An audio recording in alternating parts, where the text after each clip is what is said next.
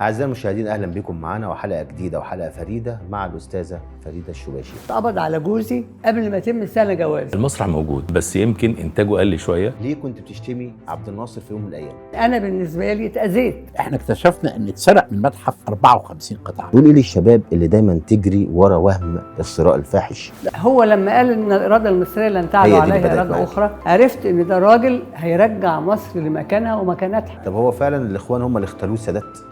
هم اللي اختاروا. فرحتي؟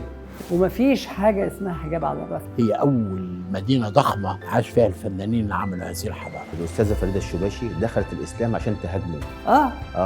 حضرتك أولادك في نفس المجال انا كده؟ مش دعوة بالاثار ولا لي صلة بالاثار وما دخلش ولادي في حياتي. طيب حضرتك ليه بتكرهي رئيس السادات؟ يعني احنا لو عاد بينا الزمن تاني ال 12 سنة و13 سنة دول، ينفع مسرح مصر يرجع من 13 سنة ورا؟ طبعا كل واحد ممكن ينتقد ويقول إنه ينقصه حاجات، لكن ده واقع وتجربة مهمة جدا تستحق الدراسة. حساس أنت يا أستاذ محمد. مش مسألة حساس، بني آدم يعني.